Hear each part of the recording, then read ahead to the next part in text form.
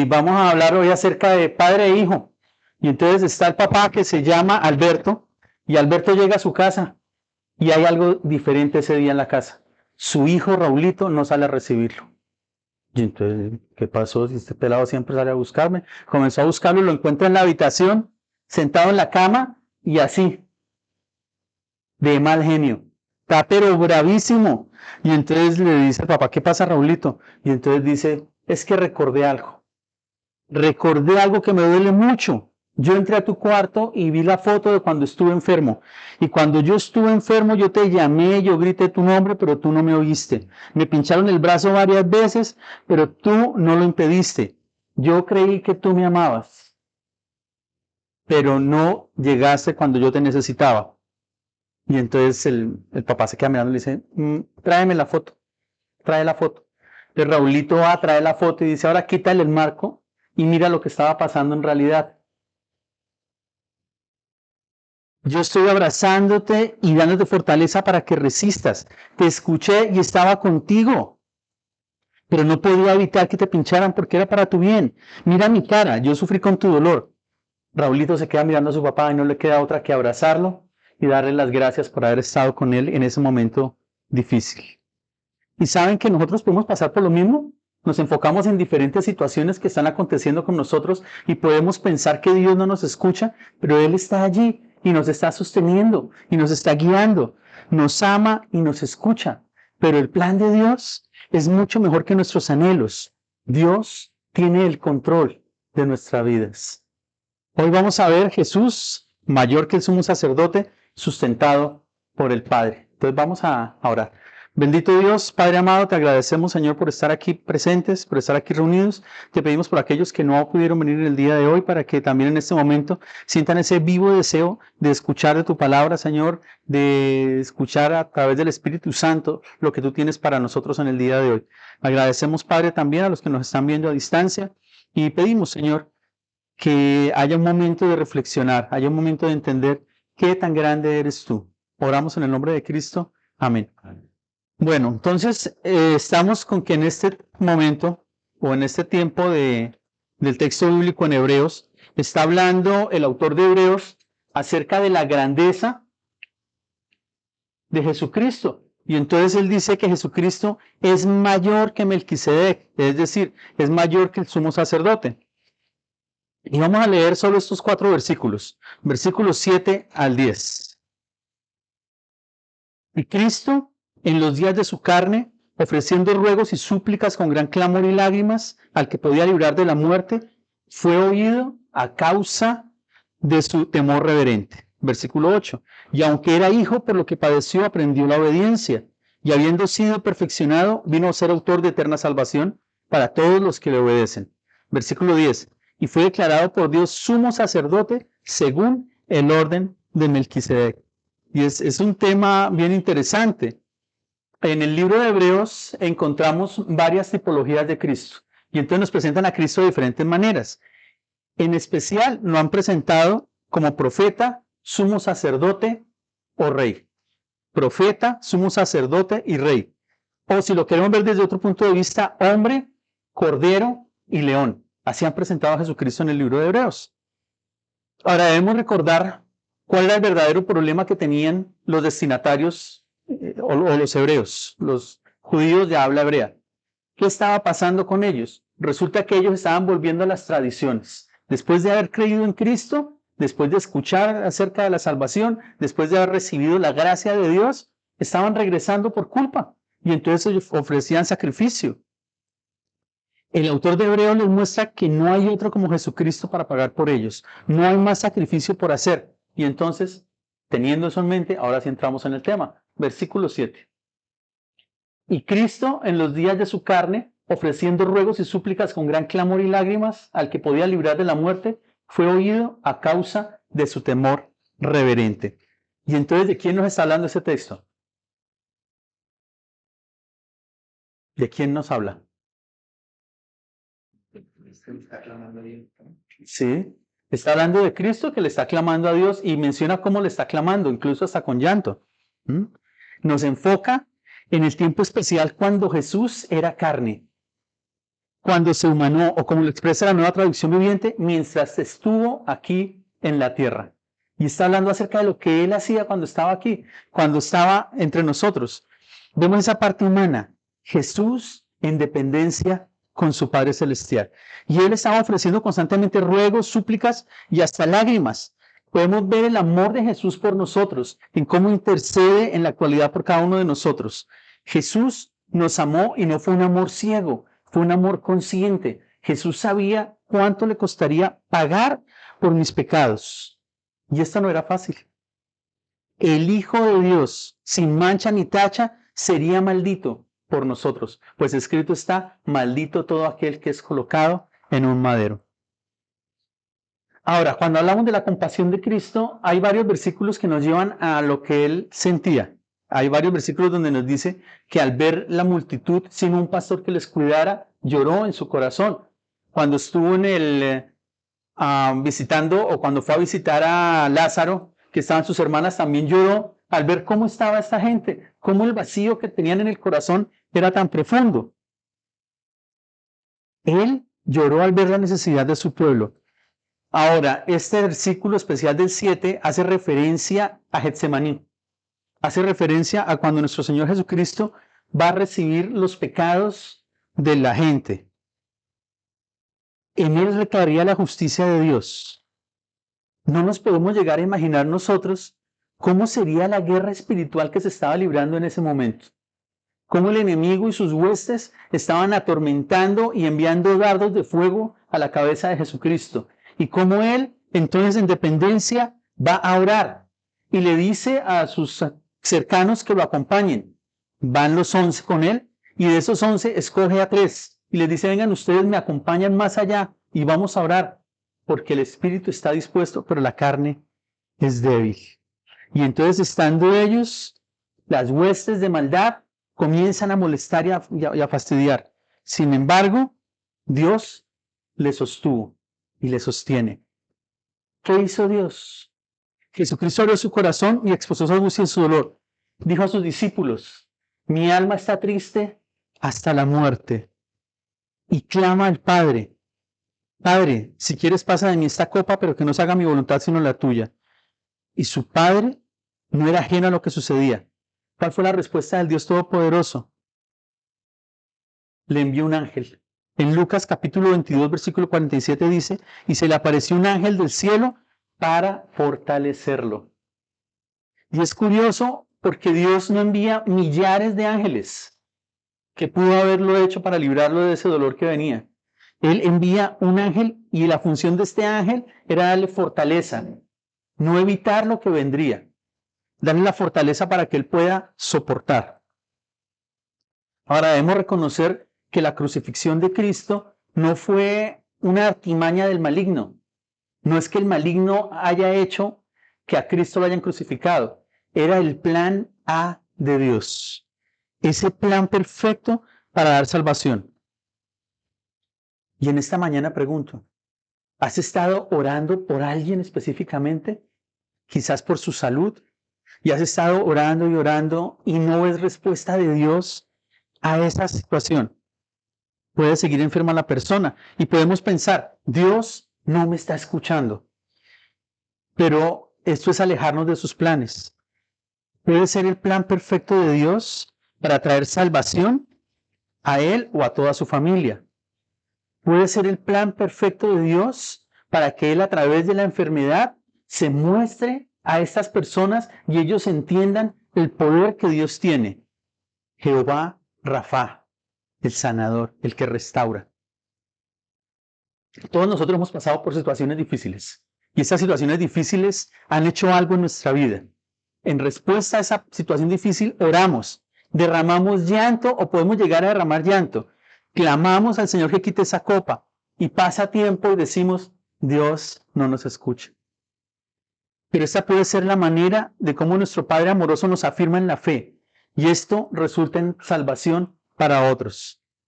Lo que el enemigo maquina o la destrucción que el enemigo cree que se está haciendo, realmente Dios la permite para salvación. Hay el caso de un muchacho que estudió en un instituto bíblico conoció a su novia allí o conoció a una amiga, se hicieron novios, se casaron. Y recién casados, él dice que quiere ir al África a compartir la palabra de Dios. Llegan al África a compartir la palabra de Dios y resulta que contraen una enfermedad. Él se enferma cuando regresan a Estados Unidos, va muy enfermo y él muere. Y entonces pudiéramos decir, Satanás ganó. Porque él fue a compartir la palabra de Dios, estaba haciendo misiones con su esposa y ahora muere, ya no se va a hacer nada. Por resulta que la esposa comenzó una fundación con el nombre del muchacho y esto resultó no solo en que él, como doctor, pudiera ir a África a visitarlos, sino un grupo completo de personas se unieron a esa fundación y ya no iba uno, iban muchísimos en el nombre de Cristo a llevar primeramente salud y también la restauración espiritual para este pueblo. Lo que el enemigo obra para destrucción, Dios lo puede cambiar. Dios puede hacerlo. Jesucristo recibió el peso de toda la humanidad. Veamos cómo lo menciona en 2 Corintios capítulo 5, versículo 21. Cristo nunca pecó, pero Dios lo trató como si hubiera pecado, para declararnos inocentes por medio de Cristo. Esta es la traducción lenguaje actual, TLA. Lo que quiere decir allí Pablo es que Jesucristo recibió el trato que yo merecía, el trato que tú merecías.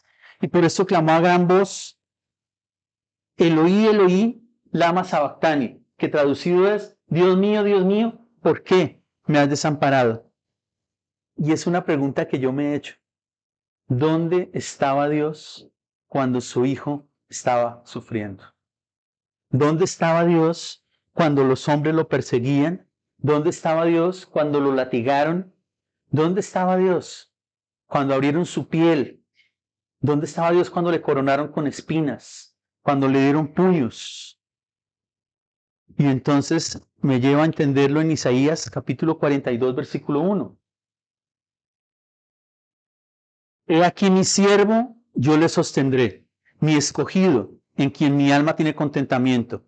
He puesto sobre él mi espíritu, él traerá justicia a las naciones. ¿Quién está hablando allí? Dios es el que está hablando. ¿Y de quién habla? De su escogido, de Jesucristo. Vamos a ver otro versículo más adelante. Y es el versículo 6. Yo Jehová te he llamado en justicia, te sostendré por la mano, te guardaré y te pondré por pacto al pueblo, por luz a las naciones. Dios prometió que su hijo sería sustentado y guardado, no que le evitaría el sacrificio. La palabra sostener significa mantener firme, guardar, cuidar, proteger. El padre llevaría de la mano al hijo para que se mantuviera firme, cuidando para que se cumpliese su promesa. ¿A cuántos de nosotros como padres nos ha pasado lo del relato del comienzo? Que llevamos a nuestros hijos al médico, o que los llevamos a hacer exámenes de sangre, o que los llevamos al odontólogo, y se ponen a llorar y le piden a uno, líbreme de esto, sáqueme de esto. Recuerdo mucho cuando Tatiana era pequeñita, que le fueron a poner los areticos, y entonces fuimos, y yo alcé a la niña, pero ella no me veía. Yo la alcé y ella estaba de frente para otro lado y al frente estaba la mamá. Y entonces le abrieron los huequitos de las orejitas y ella lloraba y lloraba. Entonces la volteé para calmarla y ella estaba brava con su mamá porque la vio ahí, que fue la que le causó el dolor, mas no me vio a mí. A mí me vio como que la estoy ayudando, la estoy protegiendo. ¿Cómo nosotros vemos el dolor de nuestros hijos? Y tenemos que seguir adelante, porque es necesario para ellos que les hagan el examen de sangre, que vayan al odontólogo o cualquier cosa de estas que puede generar un dolor para ellos. Y entonces lo que podemos hacer en ese momento es decirle, hijo, aquí estoy. Dios escuchó el clamor de su hijo, pero no le quitó la tarea que tenía por delante. Esa tenía que cumplirse. Más bien le da gracias y lo fortalece para soportarla. Hijo, tú puedes. Hijo, tú puedes. Versículo 8. Y aunque era hijo, por lo que padeció, aprendió la obediencia. Hebreos 5:8. El Señor Jesucristo no necesita sufrir para vencer alguna actitud en contra de la obediencia. Él entendía plenamente lo que había venido a hacer. Él entendía plenamente el plan de Dios y fue obediente a ese plan. Su obediencia fue necesaria para vivir las condiciones humanas, así como fue necesario que pasara por las tentaciones. Y nosotros podemos aprender a obedecer. Cuando éramos pequeños, aprendíamos la obediencia por la disciplina. No hagas esto o vendrá un castigo. Si tú haces esto, va a pasar esto, hay una consecuencia de lo que tú haces. Y entonces nosotros aprendimos a través de la disciplina. Pero esto no sucedió con Cristo. Desde niño fue obediente y su obediencia fue perfecta. Y nos habla un texto acerca de esa obediencia de Jesús. Hay varios textos que nos hablan, pero me gusta este en especial. Isaías 54:7, traducción lenguaje actual. El fiel servidor dijo: Dios me enseñó a consolar a los que están afligidos y cansados. Me despierta todas las mañanas para que reciba sus enseñanzas como todo buen discípulo. Dios me enseñó a obedecer y no he sido rebelde ni desobediente. No quité mi espada a los que me golpeaban. No quité mi espalda a los que me golpeaban, ni escondí mis mejillas de los que me arrancaban la barba, ni me cubrí la cara cuando me escupían y se burlaban de mí. Por esto no seré humillado, pues es Dios quien me ayuda. Por eso me mantengo firme como si fuera una roca. Y ese texto es hermoso.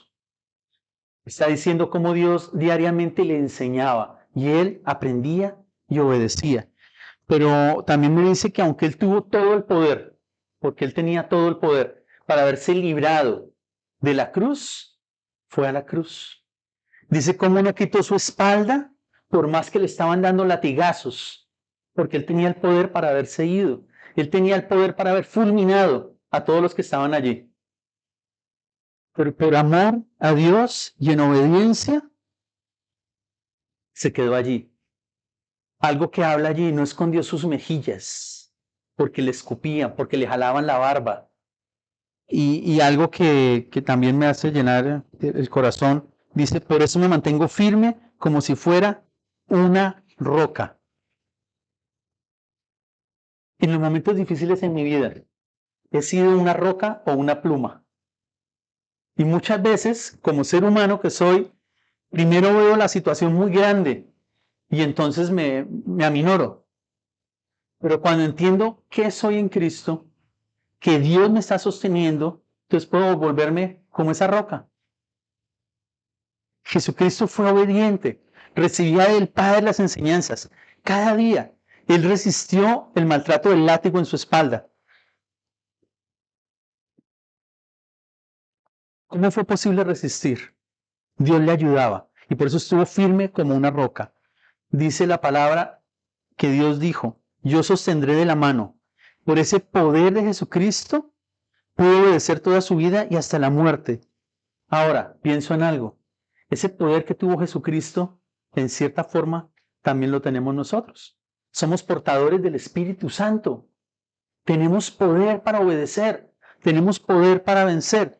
Ahora, la situación es, ¿estamos dispuestos a obedecer al Padre? Y hay 3 ejemplos claros, o 3 ejemplos sencillos que quiero dar. El primero, es más fácil responder con insultos a los que nos hacen mal, pero Dios dice que les hagamos el bien. Cuando alguien nos insulta, ¿qué es lo que primero está en nosotros? Ganar, insultar más, ir más allá, no dejarnos. La blanda respuesta calma la ira, mas la áspera hace subir el furor. Alimenta la carne hablar mal del prójimo, pero el Señor nos pide amor y tolerancia. Cuando vamos a hablar mal, en Santiago menciona que nuestras palabras son infladas directamente desde el infierno. ¿Se imaginan eso? Y es como si tuviéramos una ametralladora y estuviéramos hablando de las personas que estamos ametrallando. Pero Dios nos dice que tengamos amor y que seamos tolerantes. No nos gusta ceder ante nuestra esposa o ante nuestro esposo, pero nuestro Padre, que es juez del pacto matrimonial, dice, hombres, amen a sus esposas y no sean ásperos con ellas. Y a ella les dice, respeten a sus esposos. Y en ese Efesios capítulo 5, del versículo 22 en adelante, me gusta porque al final Pablo dice, en todo caso, o en otras versiones dice, el final del discurso es este: el hombre ame a su esposa, la esposa respete a su marido. Por encima de él, respételo. Por encima de ella, ámela. Es lo que dice la palabra. Otro ejemplo que vemos es en Noé. Jehová lo manda a construir un gran barco porque el diluvio se avecina. Y aunque él estaba enseñando y hablaba acerca de un diluvio, hasta el momento no había llovido. Entonces la gente no sabía qué era la lluvia. Sin embargo, él estaba hablando de lo que vendría. 120 años predicando, 120 años construyendo. Obedeció a pesar de las burlas, obedeció a pesar de los señalamientos, obedeció a pesar de no ver fruto de lo que estaba diciendo. Y al final de esto, solo 8 personas fueron salvas. ¿Será que la obediencia va ligada a la salvación? Vamos a verlo en el versículo 9. Y habiendo sido perfeccionado, vino a ser autor de eterna salvación para todos los que le obedecen. A través de la obediencia Jesús pudo consumar su obra redentora. Fue obediente hasta la muerte y muerte de cruz. Ahora, ¿qué tiene esto que ver con nosotros? No somos salvos por ser igual de obedientes al Señor o por cumplir con una serie de mandamientos, sino que somos salvos por creer en la eficacia del sacrificio del Cordero. Romanos capítulo 5, versículo 18. Así que como por la transgresión de uno vino la condenación a todos los hombres, de la misma manera por la justicia de uno vino a todos los hombres la justificación de vida. Por el pecado de Adán vino la muerte a cada uno de nosotros. No solo vino la muerte para Adán y para Eva, sino para sus hijos, para todo aquel que nació de la semilla de Adán, nace con pecado y nace separado de Dios. Y nosotros nacimos separados. Pero hay algo impresionante en el versículo 19. Porque así como por la desobediencia de un hombre los muchos fueron constituidos pecadores, así también por la obediencia de uno los muchos serán constituidos justos. Y habla del sacrificio de Jesucristo. Su obediencia nos da justificación a nosotros. Cuando Saulo estaba hablando, él decía que Dios no nos ve a nosotros, sino Él ve a Jesucristo. Y esta es la definición de justificación. El ser justificados significa que Dios quita los pecados que nosotros tenemos y hay un decreto hecho por Él mismo que dice que nos ve y nos trata como si nunca hubiéramos pecado. Nos ve y nos trata como a su Hijo Jesucristo. No por lo que nosotros podamos hacer, por lo que Cristo hizo a favor nuestro. La desobediencia del primer hombre trajo a todos la muerte, pero la obediencia del primogénito Hijo de Dios nos hizo declarar justos, sin pecado. Entonces, ¿qué es lo que debemos obedecer? Lo primero que debemos obedecer para ser salvos es el Evangelio. Ese sí debemos obedecerlo. Obedecer el Evangelio. Que somos pecadores y que nuestras obras no abren el camino al cielo. Que Cristo es el Hijo de Dios. Que Cristo es el único camino para llegar al Padre. Que Él murió para darnos vida, vida eterna. Y gracias a su sacrificio, mis pecados son borrados. Al creer en Jesucristo, paso de muerte a vida. Obedecer el Evangelio es depositar mi confianza y fe en la obra redentora del Mesías. Por ser salvos, debemos obedecer a la palabra, no para ser, sino por ser. Según Romanos capítulo 4, ¿qué hizo Abraham? Menciona que Abraham salió. Dios habló con él y Abraham obedeció, él salió. No habla de que Abraham cumplió con mandamientos porque aún no estaban los mandamientos. Los mandamientos llegaron con Moisés. Abraham obedeció a Dios, salió, y esto le fue contado por justicia. Abraham creyó a Dios y depositó su confianza en la promesa. Por eso obedeció, salió de su tierra, dejó su parentela y fue al lugar que Dios tenía para él. Ahora, la descendencia no llegó de inmediato. Pasaron 35 años caminando con su padre. Pasaron 35 años llenos de aventuras. Pasaron 35 años donde él pudo ver la fidelidad de Dios en su vida. Y esto lo hizo depender más de Dios. Recibe a su hijo, el cumplimiento de la promesa. Y aún cuando Dios le pide que le entregue a este hijo, no flaquea, sino que va y lo va a sacrificar para Dios, reconociendo que Dios puede darle hijos aún de los muertos. Confía en Dios y da a su hijo. Y entonces allí la voz que le dice, no le hagas daño a tu hijo, ya sé que no me lo vas a negar. Hay varios textos que nos dicen cómo podemos vivir para glorificar el nombre de Dios en nuestra vida. Cosas que podemos hacer para ser salvos y para enriquecer nuestra vida. Uno de esos textos es Efesios capítulo 4, versículos 1 al 3. Yo que estoy preso por servir al Señor Jesús, les ruego que vivan como deben vivir.